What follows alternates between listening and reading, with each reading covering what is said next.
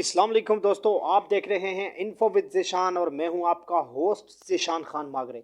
दोस्तों, आज के कौमी असम्बली के इजलास में असद उमर साहब, जो कि इमरान खान के एक सच्चे और बहादुर सिपाही हैं, एक नडर लीडर हैं, वो इस्लामाबाद के कायद हैं, वो बल्कि इस्लामाबाद के नहीं पूरे पाकिस्तान के कायद हैं। वो उन्होंने आज कौमी असम्बली में शेर की तरह धाड़ा है और अपोजिशन जो थी उसको खूब डराया है, खूब वो गरजे हैं, खूब बरसे हैं, इमरान खान का भरपूर साथ दिया हमेशा की तरह।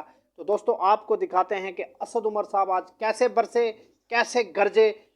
देखते हैं आप हमारी वीडियो, और इससे पहले आप वीडियो देखने से पहले मेरा चैनल जो है उसको ज़रूर सब्सक्राइब कीजिए, ताकि हमारी नई आने वाली जो वीडियोज़ हैं वो आपको बर वक्त मिलती रहें।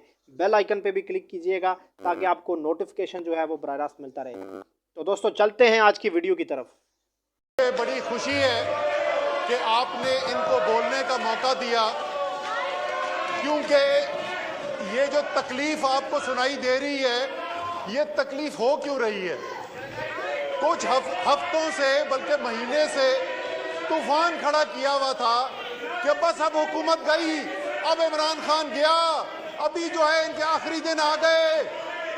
सर, इन्होंने अवाम को क्या मोबिलाइज करना है? यहाँ पर बैठे हुए सिर्फ 3 मेंबर खड़े हुए इनको वोट डालने के लिए। ये अपने बंदों को कुर्सी से नहीं खड़ा कर सकते, इन्होंने हुकूमत क्या गिरानी है? फिर इन्होंने बात की कौमी सलामती की। सर, ये देखें, वाकई में बहुत सही बात की। अभी किसी ने कहा कि शर्म नहीं आती, बड़ा अच्छी बात की किसी ने। सर, ये इनको शर्म नहीं आती कि वो हुकूमत जिनके वजीर आजम, जिनके वजीर दिफा और पता नहीं कौन कौन से वजीर, कोई माली के अकामे पे, कोई धोबी के अकामे पे, कोई नाई के अकामे पे बाहर नौकरियां करते थे, वो हमें दर्ज दे रहे कौमी सलामती का। जो मोदी को, जो मुसलमानों के खून करने वाले नरेंद्र मोदी को अपने घर पर बुलाते हैं, इनको नहीं बुलाया था। ये तनख्वाहदार मुलाजिम जो है ना, इनको नहीं बुलाया था। बुलाया किसको? मोदी को।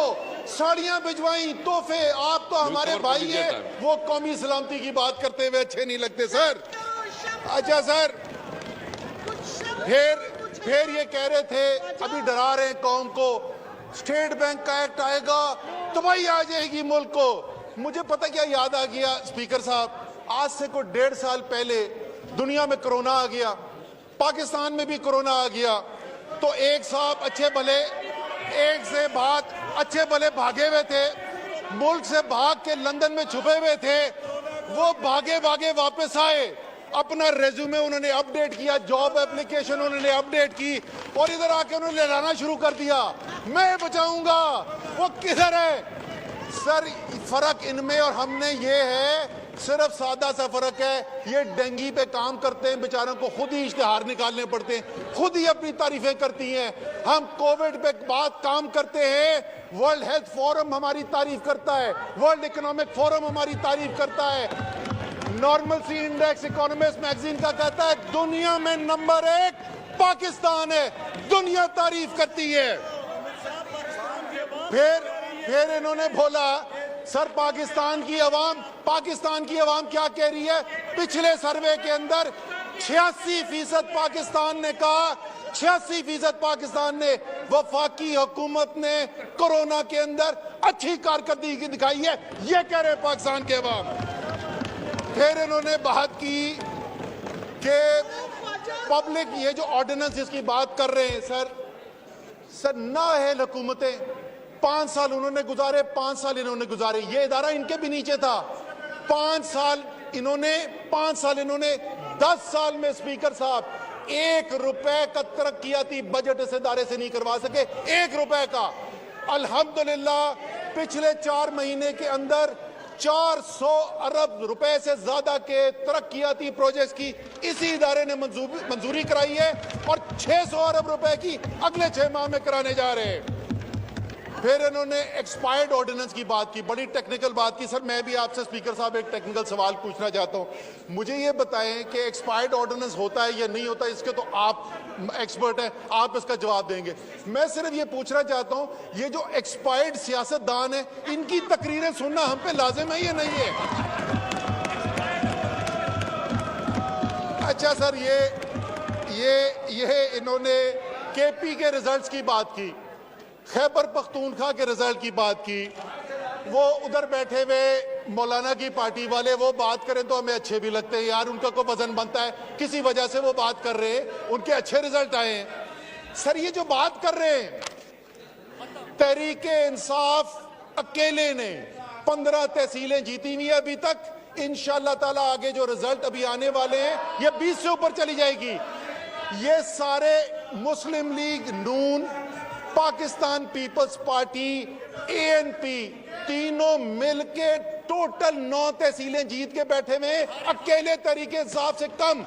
تو میری سر لیکن ہیں تو ہمارے ہی کولیگز اس ہاؤس کے اندر بیٹھے ہوئے.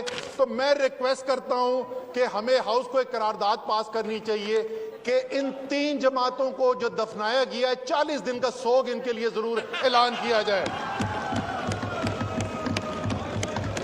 اور اس کے بعد آپ کو پتا ہے یہ وہی پارٹی ہے کہ جس کے لیڈر نے کھڑے ہو کر یہاں پر کہا کہ وہ پاکستان کا جواب جس کو دنیا نے دیکھا, جنہوں نے پاکستان کی طرف بھارت میں نظر اٹھانے کی کوشش کی, ہم نے ان کو صرف جہاز گرا کر, قیدی بنا کر, چائے بنا کر, ذلیل کر کے واپس نہیں بھیجا.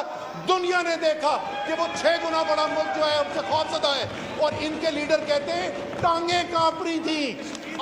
آج شرم کی انتہا ہوتی ہے, شرم کی انتہا ہوتی ہے. پاکستان کی پارلیمنٹ میں لیڈر کھڑا ہو کے پاکستان کے سرنڈر کی بات کر رہا ہے. میں صرف اسی بات پہ بات اپنی ختم کروں گا, کوئی شرم ہوتی ہے, کوئی حیا ہوتی ہے.